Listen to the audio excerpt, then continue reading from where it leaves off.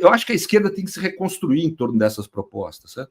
Precisa recuperar a sua identidade. Nós estamos perdendo a nossa identidade. Isso é o que tem feito a gente ficar mais fraco, né?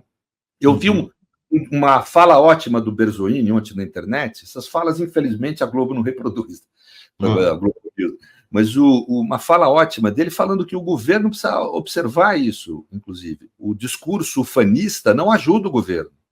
Nós temos feito muito, o nosso governo tem feito muito pela sociedade. Mas nós temos que ter discursos mais realistas, mostrar que a gente está antenado, que o povo ainda está se ferrando no transporte público, que há uma dificuldade de alimentação de parte ainda da população, de ter segurança alimentar, que há um problema de empregabilidade, que há um problema desse ufanismo empreendedorista que tem levado as pessoas a perder direitos e que tem levado as pessoas a sofrer. Quer dizer, o nosso discurso tem que mostrar que a gente está consciente disso. Nós estamos fazendo o possível no governo e estamos nos dando bem em algumas coisas que a gente tem feito, mas nós estamos conscientes da situação que o povo está passando. E nós queremos mudar essa situação. Não é no horizonte desse governo que nós vamos mudar, mas nós queremos mudar. Então, eu acho que isso é importante. Ele falava quanto ao discurso do governo, o Berzoini, mas eu acho que é mais do que nunca um discurso da esquerda, que nós precisamos ter, né? Precisamos recuperar a nossa identidade, porque senão nós vamos passar a pão e água no pós-Lula. Estou vendo. Você está falando de uma esquerda que volte também a oferecer uma alternativa de mudança antissistema, é isso, e não identificada com o sistema. Cara,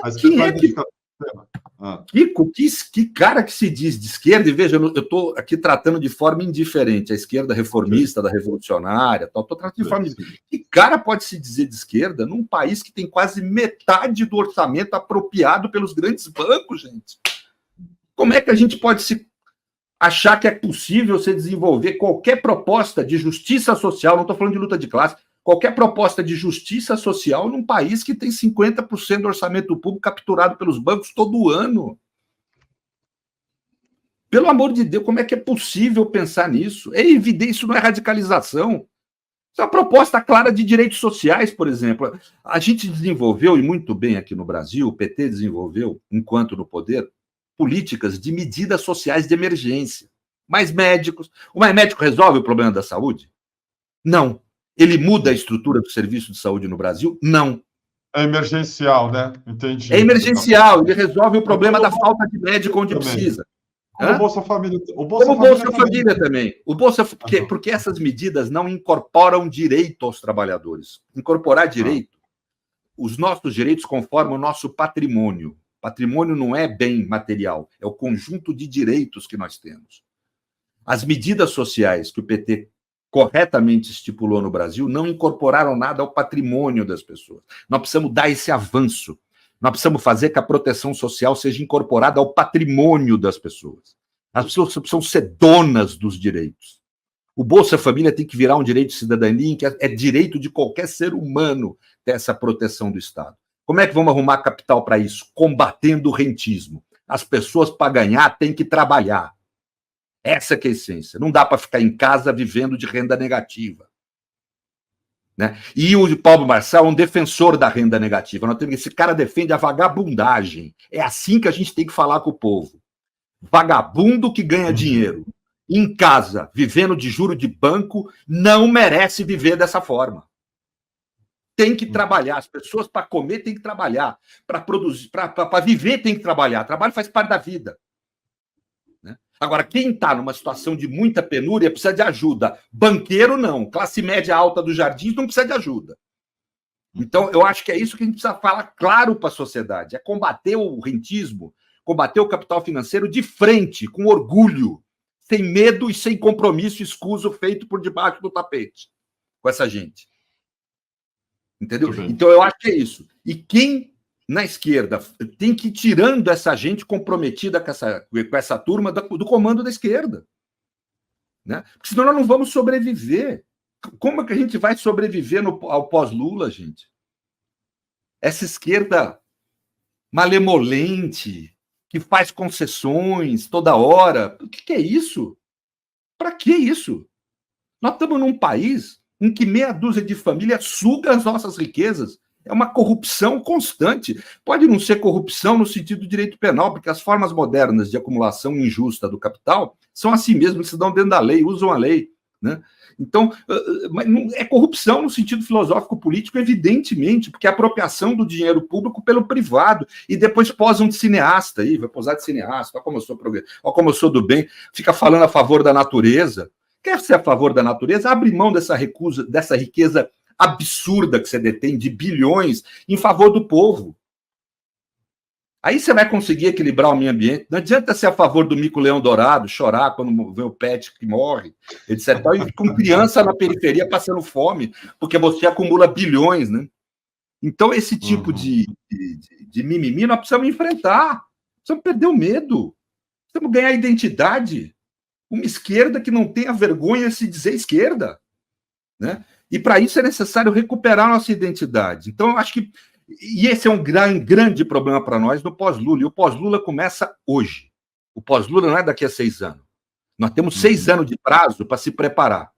Nós precisamos ir recuperando a nossa identidade, independentemente do governo. O governo não é só nosso, é um governo de frente democrática. Nós apoiamos, eu apoiei, você apoiou, que a eleição de um governo de frente democrática, ou seja, um governo que não seja de esquerda.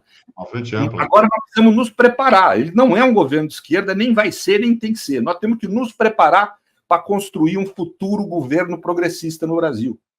Isso só vai ser feito se a gente ir reconstruindo a nossa identidade, ganhar a juventude, ter propostas novas que vão desde da cidadania digital radical, né, até a questão da justiça social, distribuição de renda, um combate ao rentismo, né, uma política de segurança pública clara em favor da população pobre, parar com segurança pública em favor de rico. O que nós temos, essa gente da direita defende segurança pública, tem que matar bandido na lógica do rico. Nós temos que fazer segurança pública na lógica do pobre, para defender o pobre da periferia, para ele não precisar dessa violência policial, a naturalizar isso. Mas a gente só vai conseguir isso no dia que... E para isso é essencial retomar a absoluta soberania do Estado. Temos que combater o crime organizado, que é uma forma do capital, que é uma das formas de ataque ao Estado. Gente, quando essa gente ataca o Estado, eles não estão atacando o aparelho de Estado. O capital financeiro deseja um Estado forte. Os Estados Unidos é o Estado mais forte do mundo, o mais potente, o mais custoso, o que mais custa, o mais caro, né? Então não tem essa história. Quando eles atacam o Estado, é uma forma de dizer, deles fazerem um ataque aos direitos. O que eles atacam são os direitos. A gente precisa apontar isso para a população também, né? Então, eu acho que nós temos que reconstruir o nosso discurso, isso é absolutamente possível. As nossas propostas não são nada complicadas. Elas são muito claras se a gente não tiver compromisso espúrio com setores da economia que contrariam os interesses nacionais. É fácil, é só não ter esse tipo de compromisso espúrio que fica fácil apontar. Pega o lucro do Itaú e do Bradesco esse ano. Vê se isso é razoável num país que está na crise que nós estamos. É fácil apontar, é fácil combater, é só não ter compromisso político espúrio, e isso não tem jeito, é só mudando a geração na esquerda. É abrindo espaço no comando da esquerda para uma nova geração, para novos quadros, para gente comprometida com esse tipo de visão. Você viu algum nome aí, Serrano, promissor? Eu acho que qualquer um desses que estão aí pode assumir uma lógica dessa. Né? Eu acho que qualquer um. Acho que está no vácuo. Não, acho que está no vácuo. Qualquer um desses pode assumir. Eu vejo, por exemplo, o Dino com muita esperança nisso. O Dino é muito sério nisso. Vejo com muita esperança. Ele está lá no Supremo, dane-se Supremo, ele larga a mão daqui lá quando precisar, para ser candidato a presidente da República, por exemplo, numa sucessão do Lula. Não, ficar lá. Um quadro que nem o Dino, gente. É um dos maiores quadros do Brasil. Ficar ali preso no STF, tira ele de lá. Não agora. Agora ele está fazendo bem para nós. A única coisa. É o único ali que nos defende, assim, no campo social. Então agora não tira, não. Mas daqui, pô, na sucessão do Lula no segundo mandato, eu tenho muita convicção que o Lula vai se reeleger, né?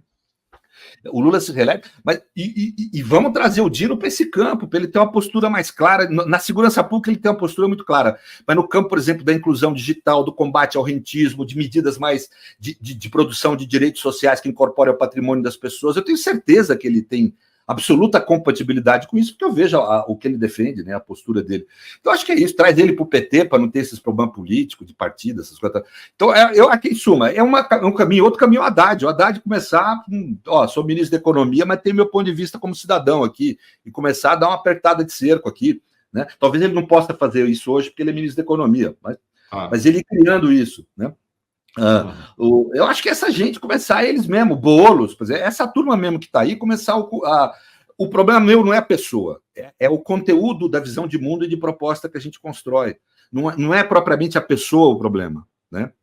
E desses aí eu tenho mais ânimo com o Dino, para ser franco, por enquanto. Mas pode mudar, sinceramente, eu não estou bichando para qual partido, qual pessoa. Acho que essa altura a gente ficar pensando nisso é bobagem. Tem que pensar no conjunto de propostas, né? E eu acho que a gente precisa preparar essa esquerda pós-Lula, uma esquerda com identidade, que esteja preparada para enfrentar a direita. Esse mimimi de esquerda que seja consenso nacional, pelo amor de Deus, né?